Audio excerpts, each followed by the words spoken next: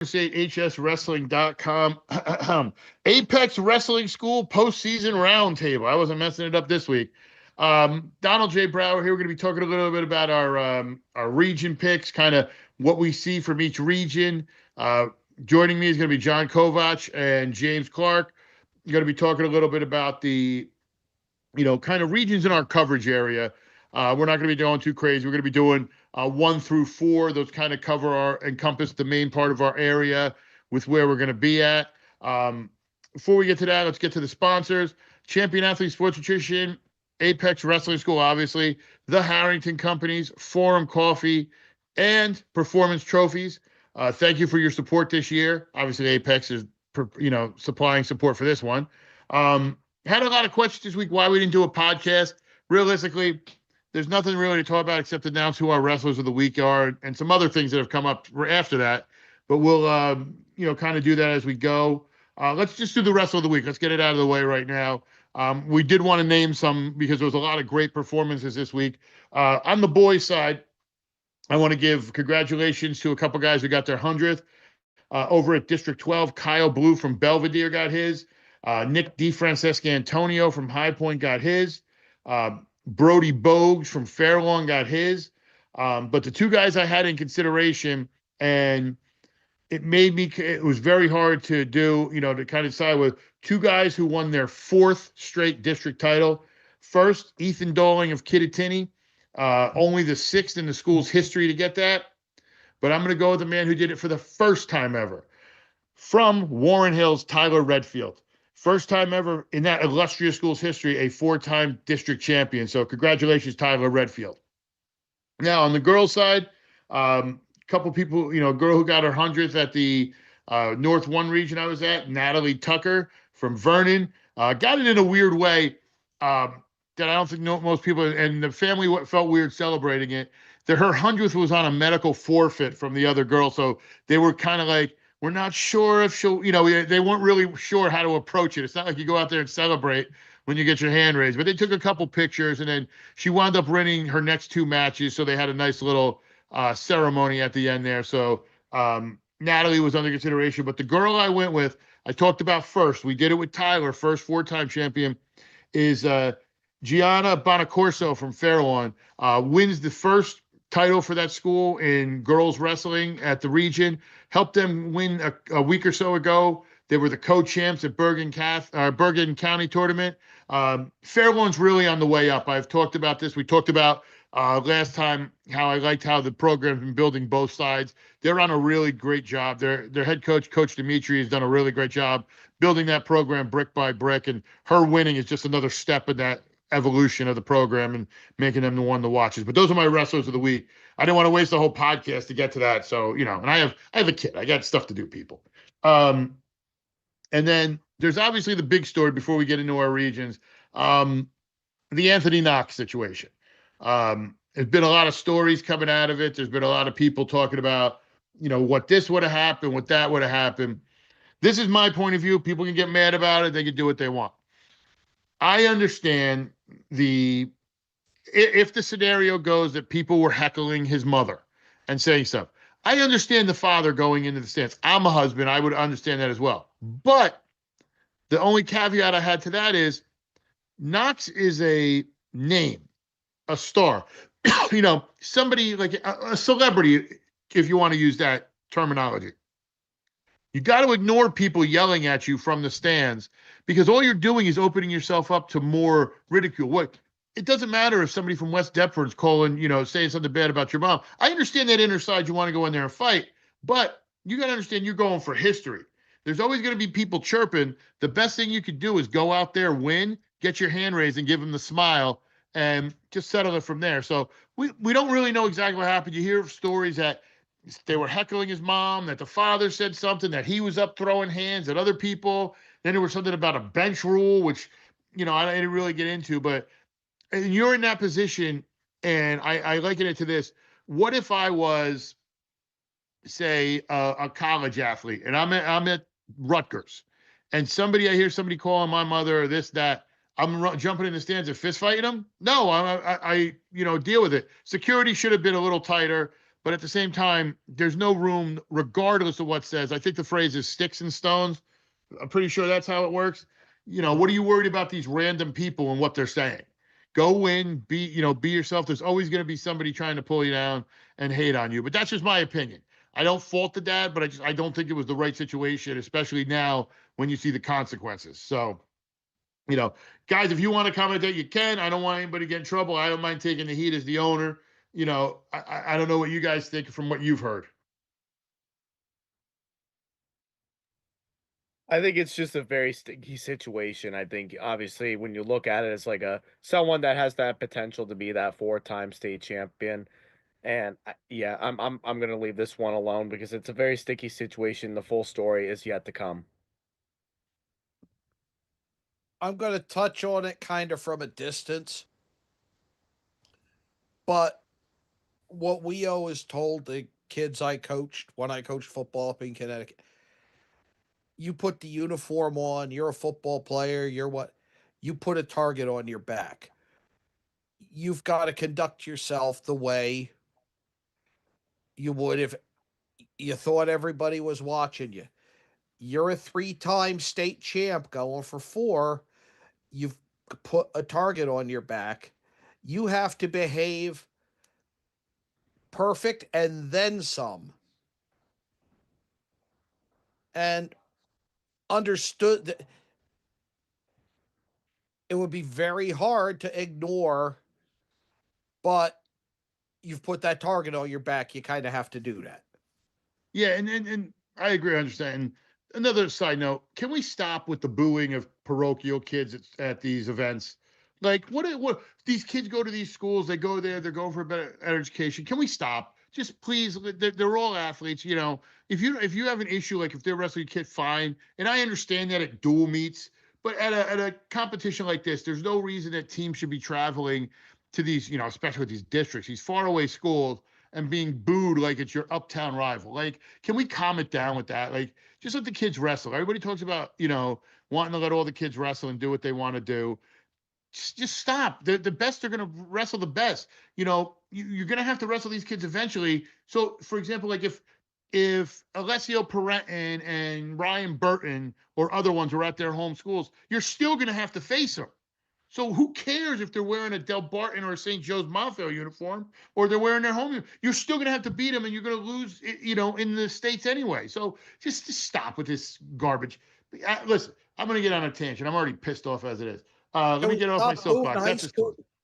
Can we stop booing high school kids, period? I don't know. There's a couple high school kids I want to take out back if I could get away with it. But that's, there's no story about that. There's going to be, I think that's the police talking to me. They want to have some questions about some stuff.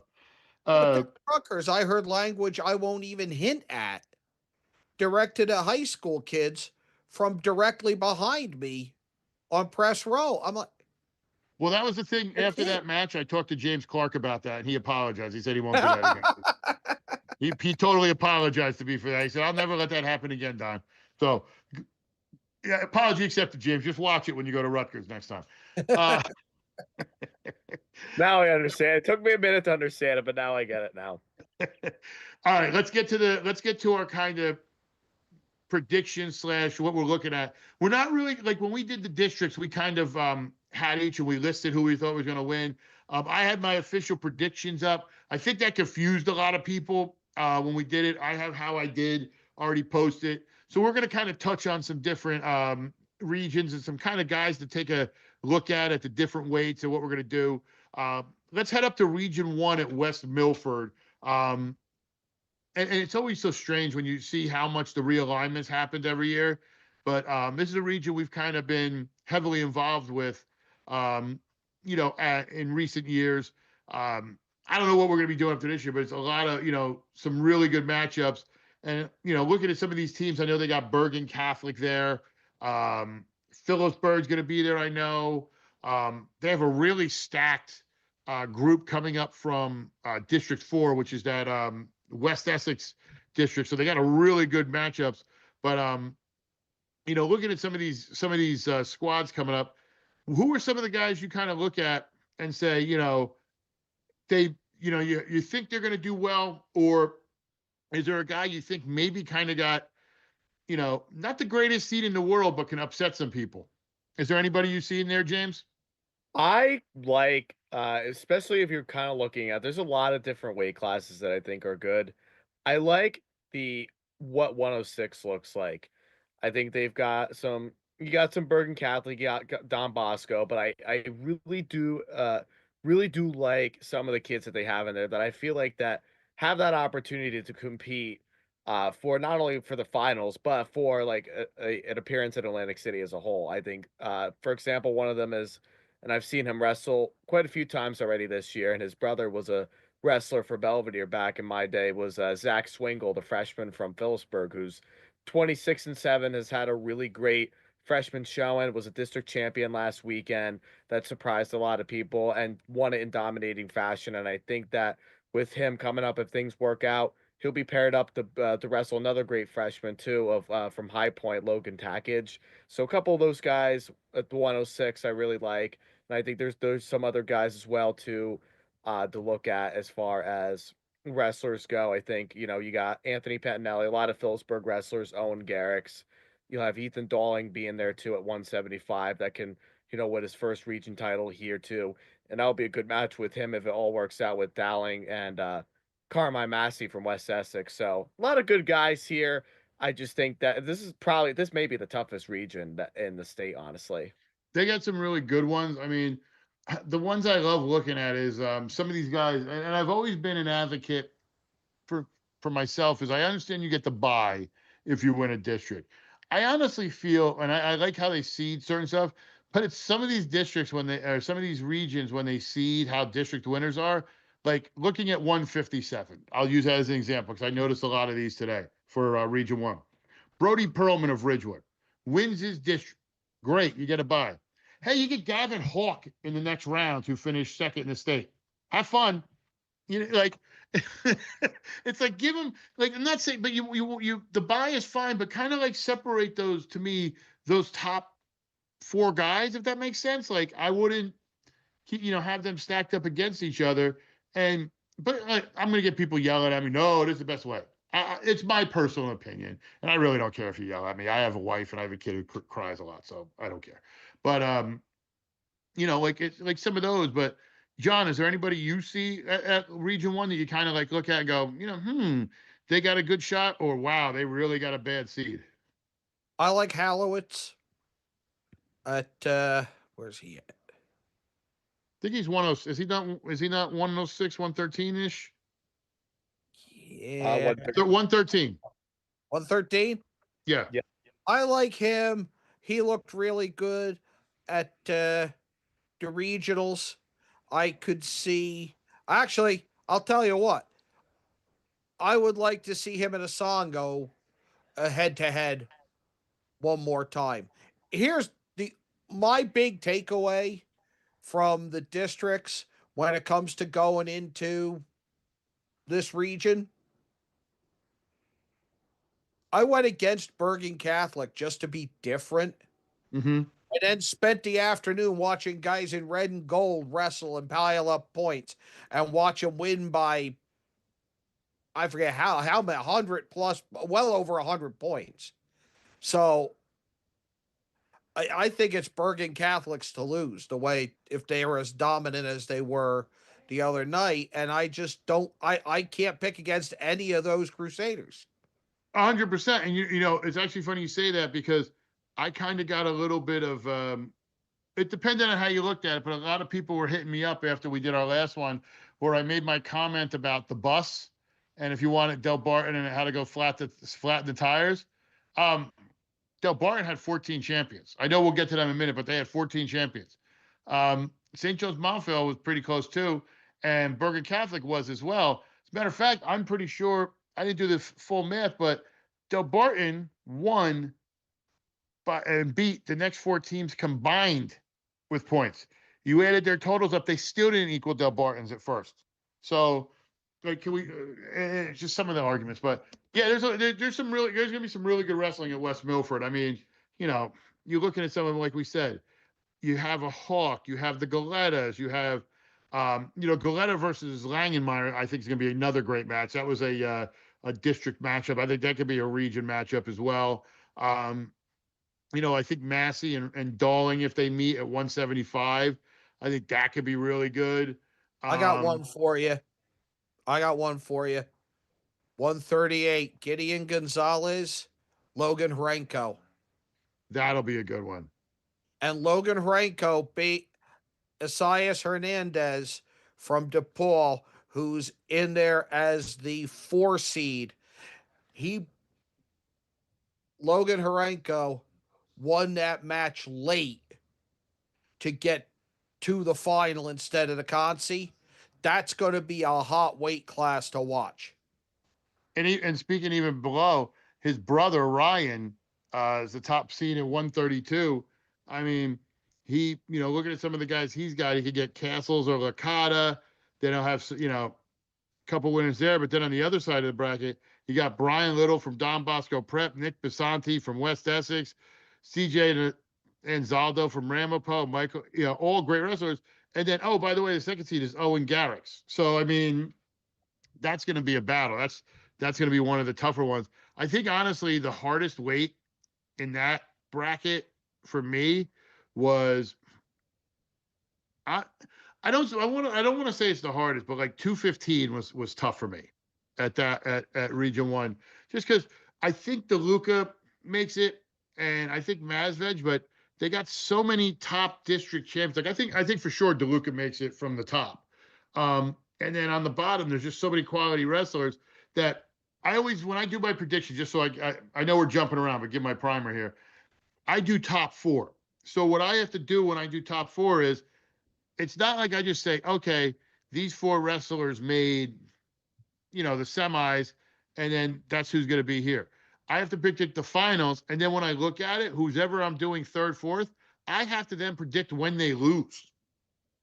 Because you'll notice when I put up, and I won't spoil some of them, but when I put up some of my predictions, you'll look and see these guys are wrestling each other the first day or first thing Saturday because of the buys. Yeah, because I expect one of them to win, go on, the other one to lose, and then wrestle back. So there's a couple of them that are like insane to pick half of the brackets. Like, you just kind of look, and DeLuca's a top-notch wrestler. Could he lose? Yes. Anybody could lose. But there's some that are locks, and then there's some that are just kind of like, okay, we'll see about that. Now, we're going to head to Region 2, Mount Olive, a region you potentially might see covered, I don't know, by a business. Looking at this is actually going to be a really good district, or a region. I keep saying districts, damn it. Region. I brought up districts and messed you up. You threw me, damn it. You threw me. I'm Gumby, damn it. No, what? So I'm looking at Region 2. There's a couple really good matchups. As we said with Region 1, Bergen Catholic, I really think this is St. Joe Montville's for a lot of these. I think you're going to see them bring down. I don't even know how to call this a bold prediction, but they're going to bring down, whether through winning or advancing, 10 wrestlers at least from how I'm looking at everything. So 10 wrestlers, I think, go down for St. Joe's Montville. This is more of a local coverage flair for us. So, looking at it, there's a couple guys I think could do really well. Like, I mean, some of the matchups I think I could see is like at 106, I really am anticipating Logan Forgatch kind of showing up. Great wrestler last year. I feel he's really stepped it up this year.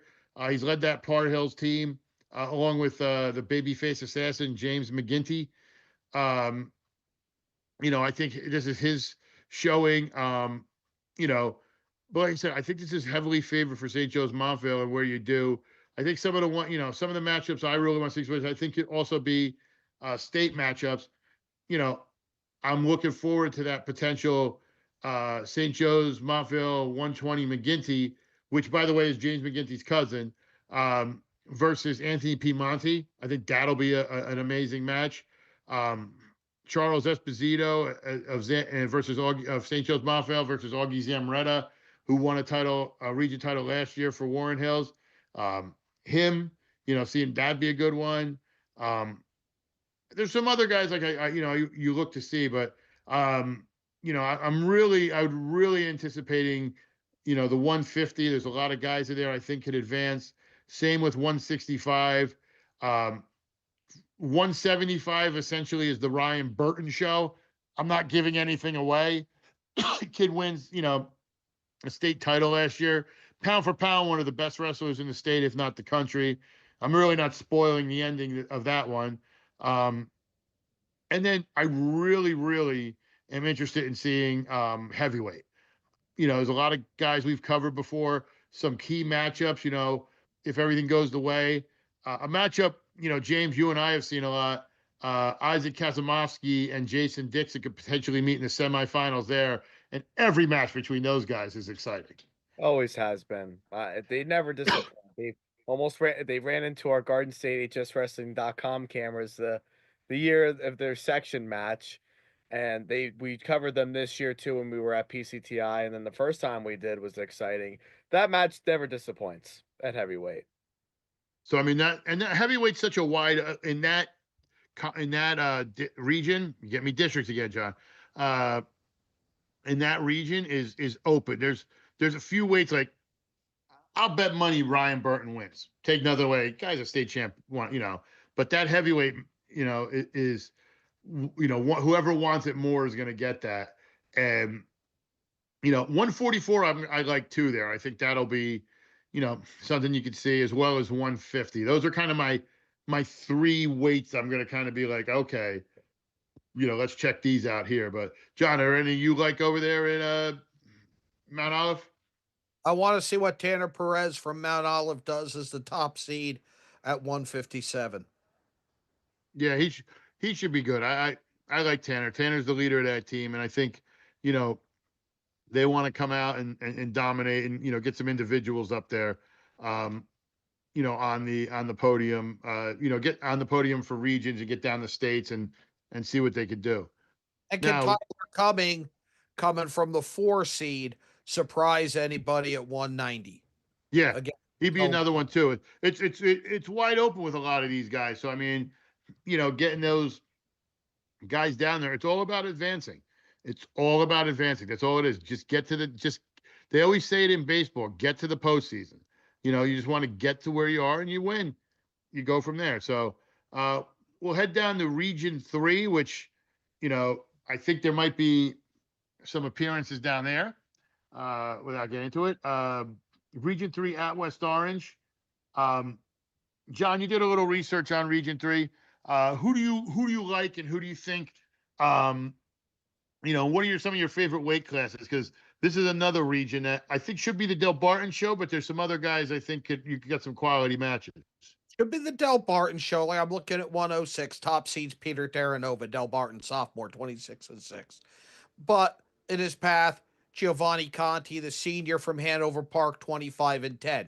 Senior versus sophomore, how's that going to go? You look at 113, Cameron Santz of Del Barton, 31-0. Can he continue to carry that 0 in the right-hand column at 113? And my sleeper there, and they would meet in the semis. Carmine Sipper of Caldwell, who I've seen come up big a couple of times. That will be a big one because Sipper I know wasn't happy. Was actually winning in his district. Was going to be a 3-time district champion. Just kind of, I don't want to say forgot where he was. Just kind of had a brain stumble and wound up getting taken down or getting reversed. Excuse me, with a few seconds left. Winds up losing 2-1. I know he wants to avenge that and take a region title. It's going to be tough against Santz, who is a reigning state champion, but I think that will be a very good one. Dipper came up big when the team needed him to at Rutgers. 100%. So where it's deep is you get to 120 and 126. You've got the freshman Tommy Marchetti of Del Barton, top seed, 25-7. Brody Neal, the sophomore from West Morris that you and I talked about the couple of times we had West Morris. Nick DeFrancescantoni of Hanover Park, 29-7, a junior.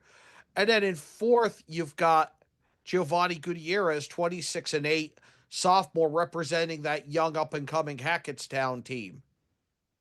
That could be a fun weight class. Yeah, those are some guys who are going to be battling, and it's always tough because especially when you have some of those weights, you're going to get somebody who's going to not make it. But those are four guys that honestly that should those are the four guys you would expect, but that's why you wrestle the matches. 126, you got Brandon Rayak, the top seed from Governor Livingston, 18-1 in his senior year. Chris Cifelli of Nutley, 28-8 junior. And in his path, Dom Holler, the senior we both like from Caldwell, who's 26-7.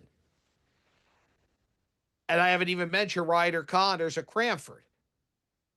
I mean, these are some great loaded weight classes down there.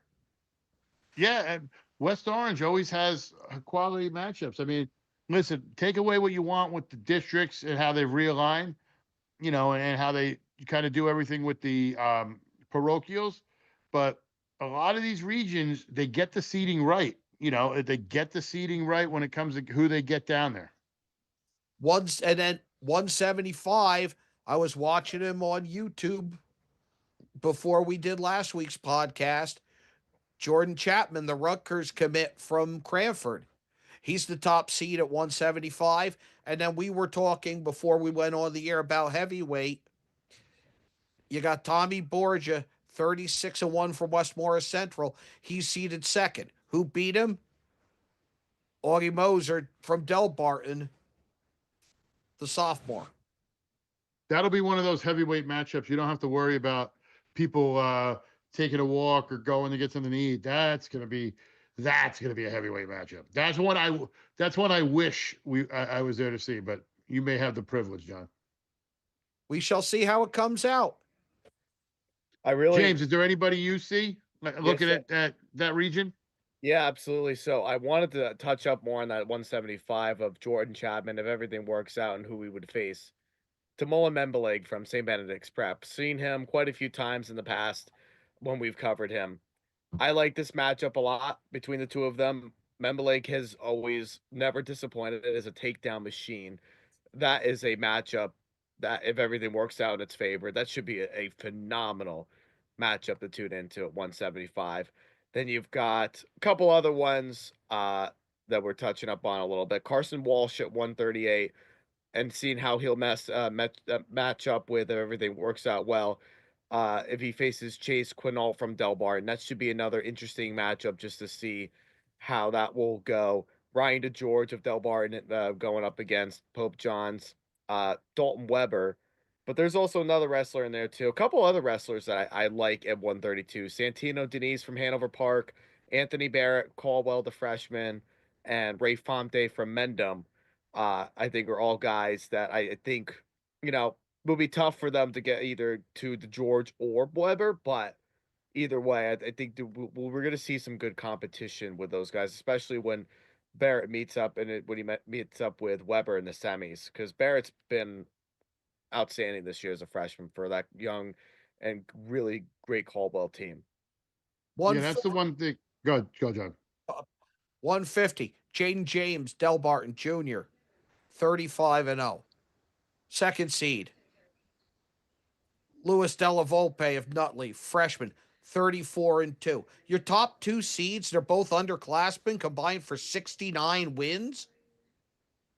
They wrestle a really good schedule. I'm hoping I get to see how this region plays out. Then you also got Luke Scholes at 150 as well, too. That could, make some noise. Obviously, he'll meet Jaden James in the semis, and that will be tough. But Scholes can definitely make some things happen in the regions. Yeah, there's some really good matchups in Region 3. Like I said, John, I hope you get the privilege of seeing them. Now, let's head to Region 4. Down in Union. A school you were just at, if I remember correctly, James Clark, as we did the Central Girls, North 2 region for the girls on Sunday. It's going to be Region 4 for the boys. Talk a little bit about that region. We have some representation from the Skylands. some Essex County schools, just kind of what you see. And if there's anybody down there, we want to keep an eye on. I think at 126 is kind of the rematch that we want to see from last week's district matchup. Anthony DeAndre of Watchung Hills, 31-2, who's a junior. He's the top seed. Jaden Perez of Del Val, that's the second seed, 32-2. One of his losses coming to DeAndre last week.